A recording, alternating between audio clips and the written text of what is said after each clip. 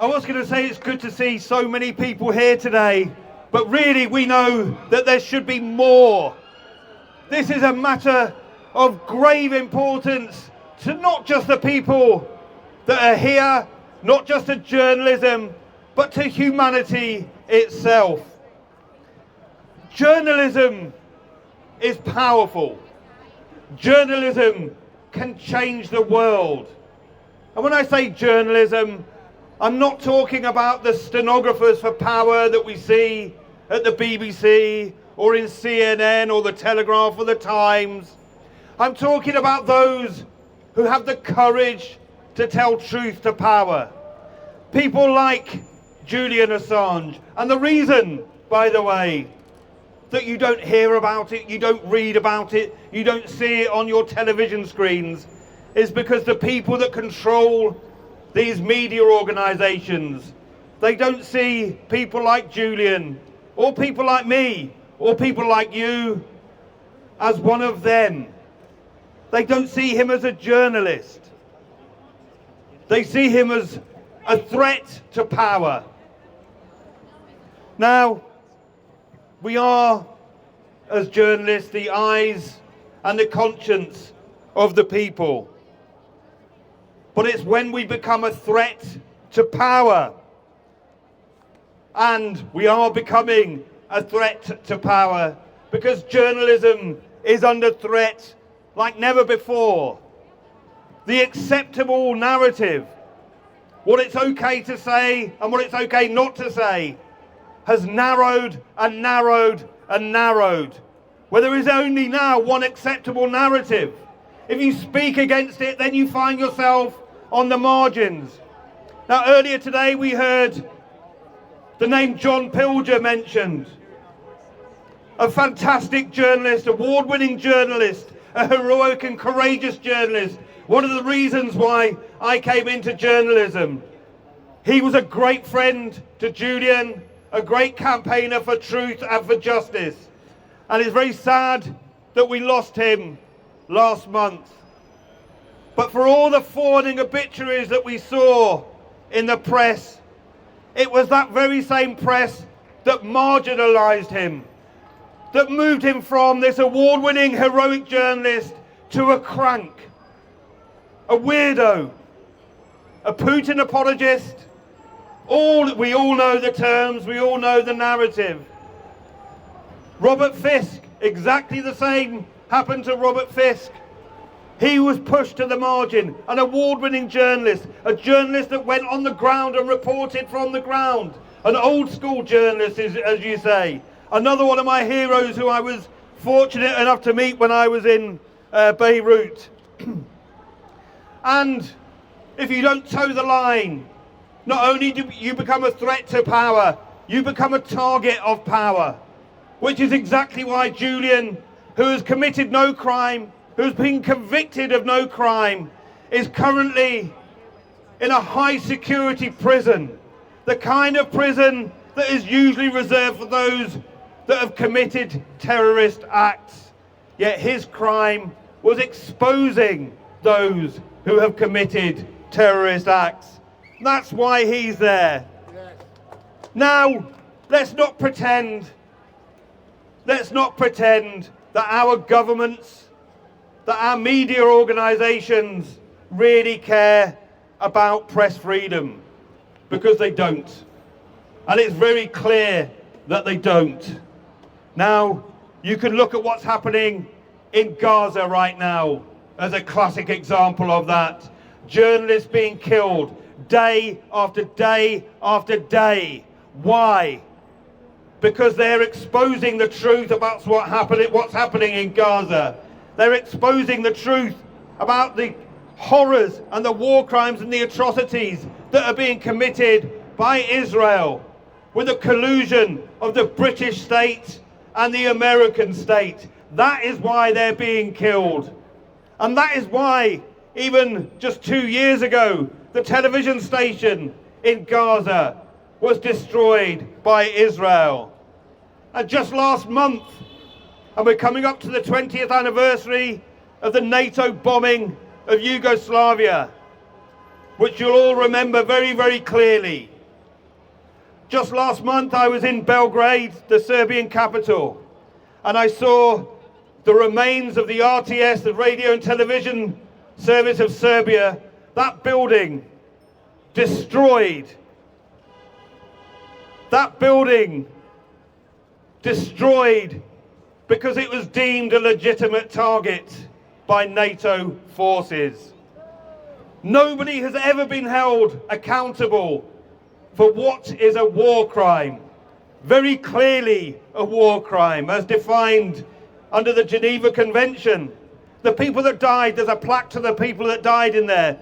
These were people that were working, young people mainly, poor people, working as makeup artists, and this kind of thing, that were trapped inside that building that was destroyed deliberately by a NATO missile.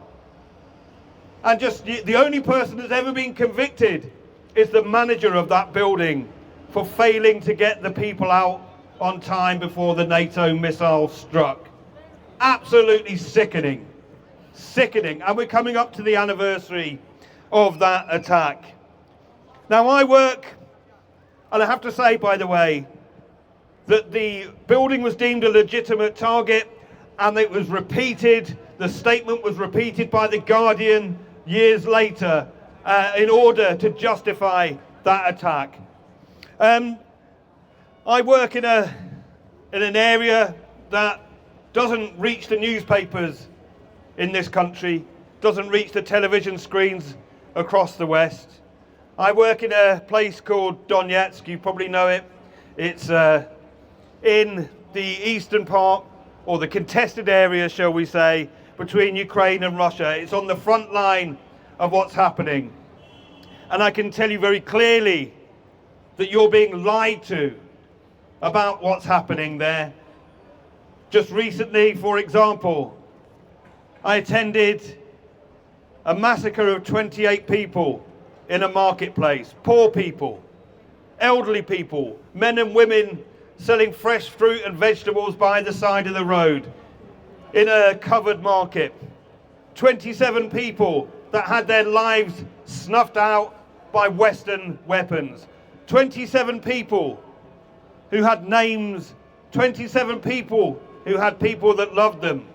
27 people whose names or lives weren't deemed worthy enough to report on by the Western press. 28 people in a bakery in Lysychansk.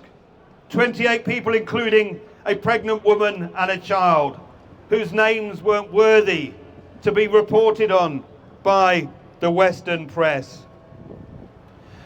And we're seeing this there day after day. And the people that are reporting on this, a colleague of mine, Rostislav Zhurovlev, who was a RIA Novosti journalist, he was killed in a cluster munition attack just a day after the United States authorized its use in that area.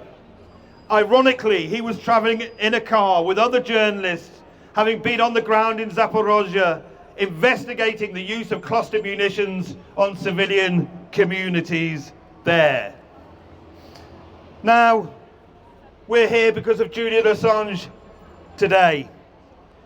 And Stella mentioned in her speech, and people forget this, when we're given assurances that Julian's safety, his health and safety, will be looked after by the United States. Now, nobody believes what the United States says, especially when it comes to safety, democracy, and press freedom.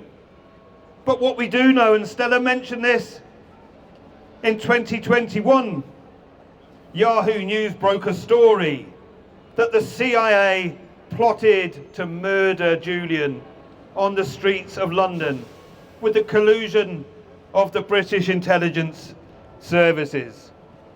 Now, why do you think they want to do that? Last year, I was at the scene. I was in Iraq, in Baghdad, and I went to the scene of collateral murder. And again, the collateral murder, two of the people that were killed were journalists, Reuters journalists, targeted again by US forces. Those same US forces that laughed as they sprayed bullets and missiles down on a civilian population, massacring them in cold blood. The bullet marks and the holes are still there, and the community is still wounded by what happened that day. I spoke to a man, I spoke to many people, eyewitnesses, but I spoke to a man who lost his family on that day. And he said to me that it shouldn't be Julian Assange that is on trial here today. He said that it's George W. Bush and Tony Blair that should be on trial as war criminals, and that Julian Assange should be released and he should be treated as a hero. And shame on them for not doing that. But we know why. We know who the real criminals are. But I just want to finish really because, here we go, support for Julian everywhere. But Jyoti spoke just before me. I'm a journalist, I'm a member of the National Union of Journalists, and I can't see my union here today. I can't see the placards or the banners. I didn't receive the emails mobilising us to come to the court today to protest for press freedom for Julian Assange. You have to ask why. Shame on them. Shame on you. And shame on the Labour movement for not being here today. Shame on the Labour Party for not being here today. Where are they? These so-called defenders of freedom and democracy, where are they today? They're not here, they're not with us. And I'll just finish by saying, really echoing what Jyoti was saying earlier, is that how can we stop this? How do we stop? It's all very well and good saying free Julian Assange, but how do we free him? How does that happen? We have the power as an organised mass, as the organised working class, to free Julian Assange. That power is in our hands, and we need to be mobilising and taking concrete actions to shut down the courts, to shut down the prisons, to shut down all of the state institutions that are locking up Julian Assange. That's how we do it. We need to build a mass mobilisation, a mass organisation to do that, and only then can we free Julian Assange. Thank you very much, comrades. Thank you. Beautiful, thanks a lot. Thanks a lot, Steve. That's the sound of a real journalist right there. We have another young man who'd like to speak to you. Hi, Cuckoo. He's famous if you ever go to Hyde Park Corner. I'll hand over to him.